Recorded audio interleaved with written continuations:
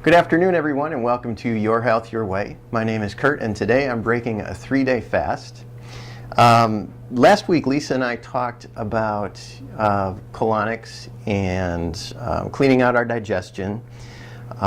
Fasting is also another good cleansing process, and if you want to use that in addition to, say, a colonic, you can really intensify the cleansing process, which is kind of what I'm doing here. This is something that I'm opting to use in conjunction with the colonic that I had last weekend, but I didn't actually start right after the colonic. I started, I think it was about 3 days after our colonic. So I've had some more food in my system to work out with the fast. Now, why do we bother with fasting? Most non-human animals in nature, and as far as I know, I believe most religions or spiritual practices promote some sort of fasting. Animals in nature tend to do it when they don't feel well. For religious or spiritual practices, people might promote that to both cleanse the body and the mind. So I've got to think that there's something to this whole fasting business.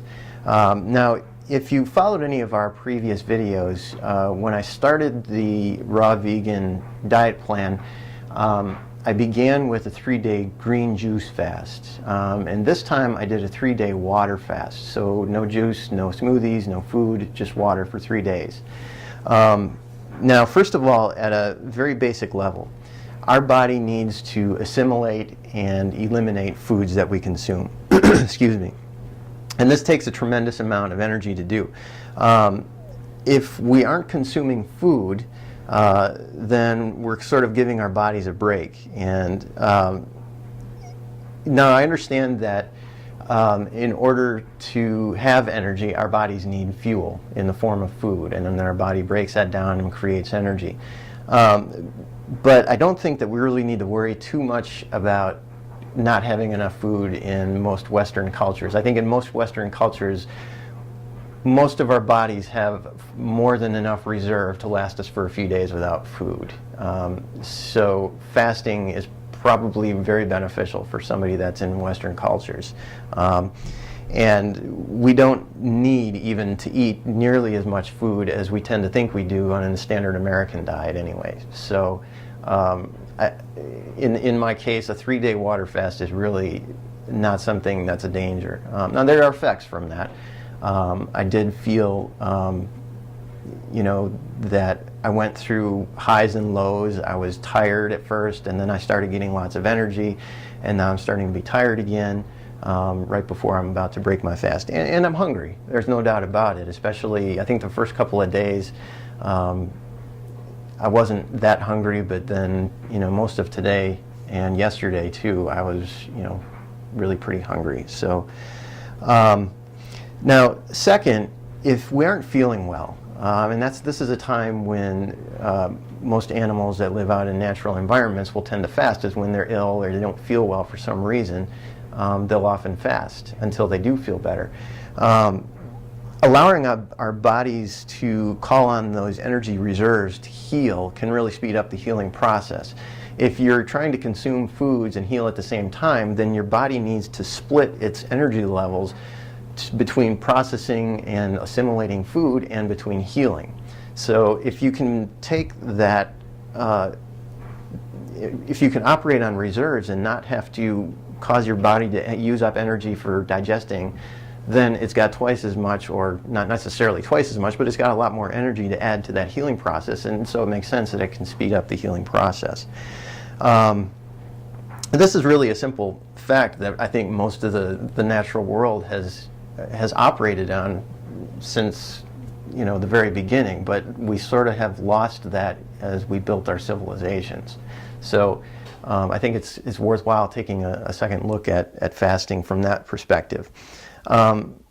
Additionally, fasting also allows us to face personal realities, and I think this may be where the spiritual aspect of fasting comes in to be useful. For my part, I excuse me, tend to be very emotionally driven, but I'm also introverted and very introspective. Unfortunately, I also tend to be very unskilled when it comes to verbal communication. And then it's not just the frog in my throat right now, but just, you know, from a mental perspective, I just don't have a lot of verbal communication skills. So when I find myself outside that comfort zone, like if I'm in a group or if I find myself in a conflict situation, especially with another person, then my actions become awkward, they become laborious. And what I tend to do is just sort of shut down and internalize the situation and step back from it completely, which can be frustrating, of course, especially if I'm dealing with another person, because then I don't know, you know, exactly how to communicate in those sort of situations. So the reason I'm saying all of that about myself, and I had to think long and hard about sharing this with a larger social networking audience, but I'm hoping that by sharing some of my personal stories and challenges with you, that other people might be able to relate and, you know, might help you with, you know, whatever challenges that you're facing. But I digress. We're talking about how fasting helps us face those sorts of things. The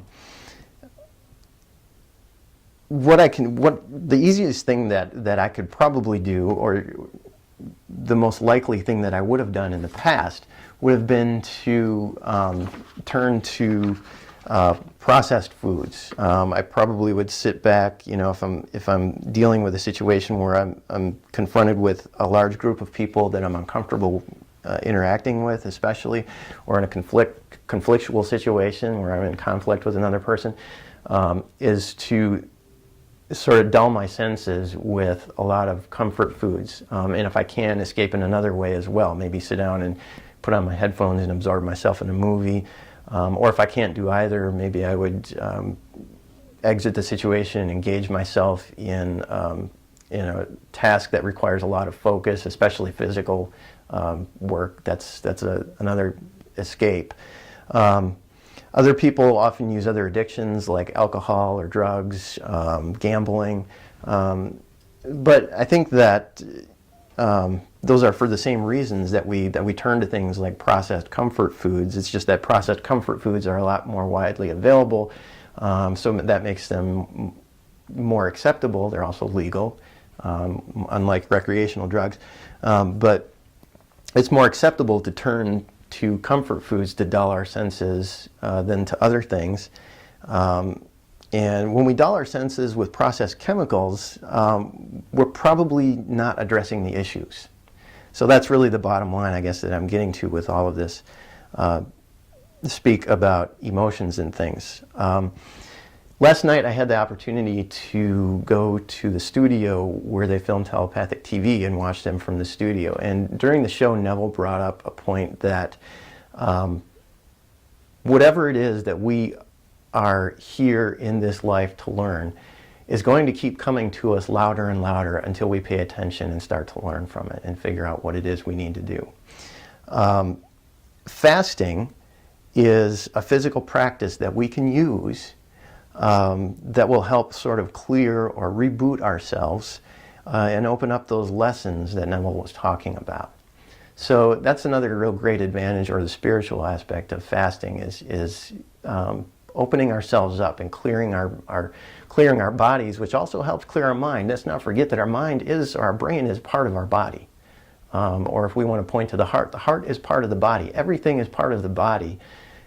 Spirit, mind, it's all connected in some way.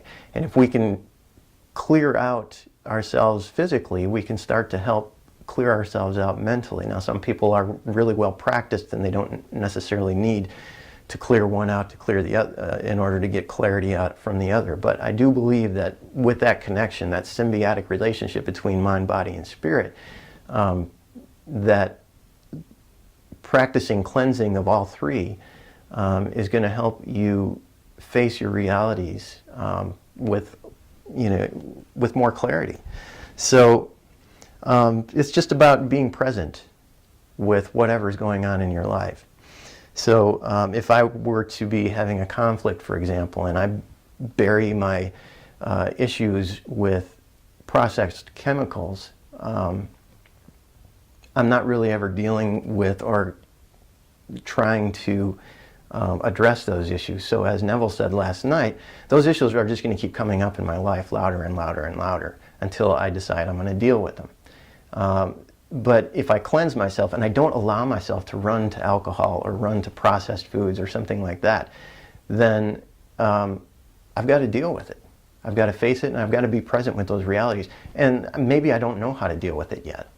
But at least as long as I'm present with those and just embracing those realities that are in my life, eventually something's going to click.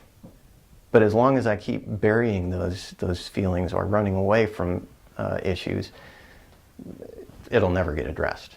So now some people are, just fun-loving, happy-go-lucky. They don't have a problem dealing with their issues, and good on them for that. And some of those people don't need to go through fasting and dietary plans to cleanse their body in order to deal with their issues.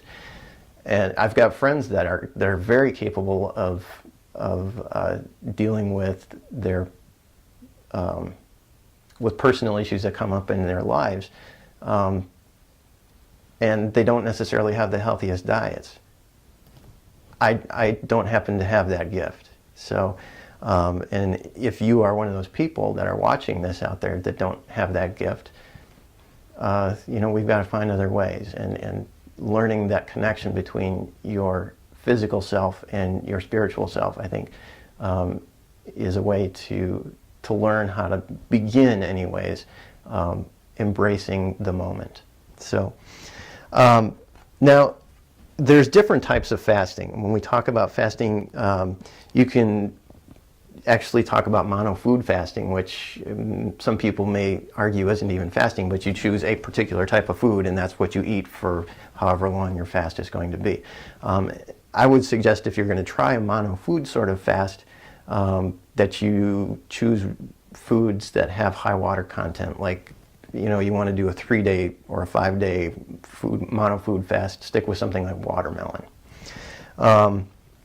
There's also juice fasting, which I started my raw vegan diet plan off which was just drinking juices. Remember, if you're going to do a juice fast, try to stick with fresh, healthy produce, organic preferably. But the high sugar stuff that you buy at the store in container is not really going to help you too much with a juice fast. And if you are going to juice fast, try to not throw everything, including the kitchen sink, into your juice. There are exceptions, but we try to limit to 3 to 5 ingredients so that you're not overtaxing your absorption and elimination systems and trying to deal with all of that, all those nutrients. Excuse me. We also want to be careful how we enter into and how we break our fasts. If you go into a fast and you have a large, heavy meal before you go into a fast, well then for most of the period of that fast, your body's going to be using all that energy to digest all that heavy food. So it's not, you didn't help yourself all that much. Or if you've been fasting and you want to break your fast and you go out and have a really heavy meal at your favorite restaurant to break your fast, well, you're going to shock your system. And that's going to also deplete your energy. And if you're not careful and you break a fast that way, you could end up in the hospital if you're already especially in poor health. So be very careful about how you go into. When I entered into this fast 3 days ago at lunchtime, I had a salad, and that was the last meal I had. We're a little bit after lunch now, and I'm going to start with a juice. And when I come out of a fast, what I like to do, it differs for everybody. Everybody's got a different situation. For me, I like to say use about a 1-day transition period for every 3 days that I've fasted. So this has been a 3-day water fast. So I'm going to break my fast with juice, and I'm going to stick with juice until around this time tomorrow to cover for the 3 days that I've been fasting. It doesn't necessarily have to be juice. Soft fruits and soft vegetables are also, certainly plausible for breaking a fast. Now, if you've watched our shows, remember we've mentioned this before, that fruits digest a lot quicker than other foods. So if you are eating other foods, make sure you eat the fruits first, so that they aren't sitting in your gut and fermenting on top of other stuff, heavier foods that are trying to digest. So keep that in mind when you're breaking a fast. Just be kind to your body. So today, what I'm going to do is go ahead and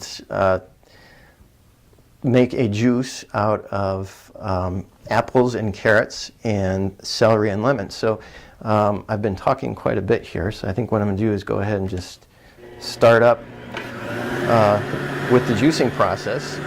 I'll start with the lemons. They're pretty soft.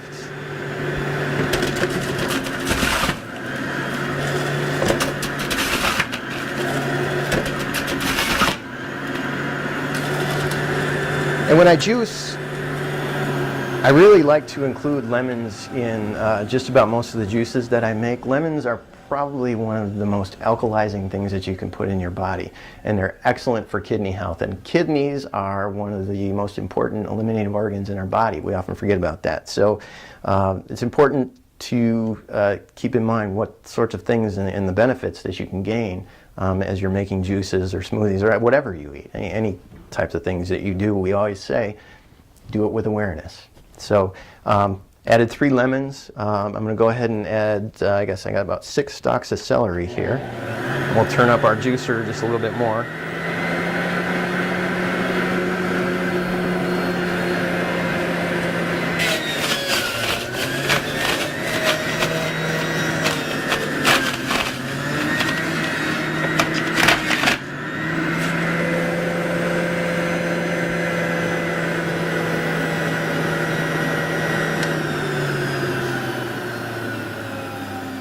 And that really greened things up. Celery has got a lot of water content in it, so it's very hydrating, which is especially good coming off of a fast. But it's also, it's not a vegetable, it's an herb, and it's loaded with a lot of minerals like potassium and manganese and things like that. But it's also got vitamin C, some vitamin C. It's got a lot of vitamin A and vitamin K in it as well. So celery is really a great herb to work with when you're juicing or making smoothies. I've also got some carrots here, so these are a little bit harder, so I'm going to crank up the juicer again.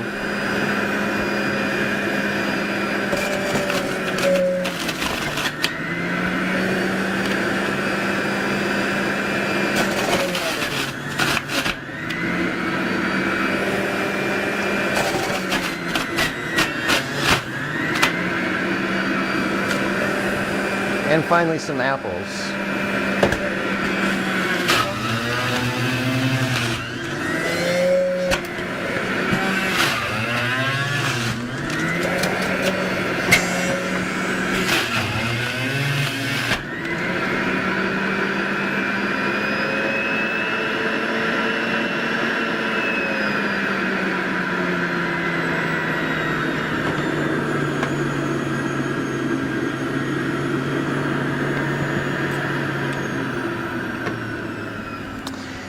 So the carrots and apples are really sweet, so that really helps sweeten up the juice. They're also, both carrots and apples are loaded with vitamins and carotenes and antioxidants, so really good alternatives, well, not alternatives, but really good foods for you to add to whatever you're eating, whatever your diet plan is. This is not a whole lot of juice. I'll probably make some more after this, but it's a good start to break my fast. One of the things that we like to do after we've juiced, you'll notice that after juicing we get a lot of pulp that comes out into the pulp receptacle here. And so one of these handy little gadgets is a nut milk bag, and you can actually scoop the pulp out, and you'll probably be surprised at how much extra juice is actually left inside the pulp even after going through a juicer. Now this is a centrifugal juicer, and it's a lot quicker and more convenient than a masticating juicer, which we've showed in one of our other previous videos. But it doesn't squeeze as much juice out. But if you have a centrifugal juicer, this is one way. Just it's a simple nut milk bag that's made out of like netting, so to speak, a real thin or fine mesh. And you can just squeeze the juice right out of it. You can get a whole bunch out. And there's quite a bit more pulp in there that I'll continue to squeeze through. But then after that, we can add this to our compost pile, and that's going to be wonderful nutrients added to our soil for the garden in the spring when we start to plant more organic produce. So I'm going to go ahead and give this a try. I think this will be the first time that I've had a lemon, apple, carrot, celery juice. Wow, that is good. And even with 3 lemons, I can tell that there's lemons in there, but with the carrots and the apples in there, that is really sweet. It's actually sweeter than I thought it was going to be. So really good stuff. So I hope you enjoyed watching me make a mess of Lisa's tablecloth and learned a little bit about fasting today. I guess until next time, thank you for watching. This is Your Health, Your Way. Okay, so good afternoon, everyone. Welcome to, never mind. Good afternoon, everyone. What is the name of the show? Oh my God.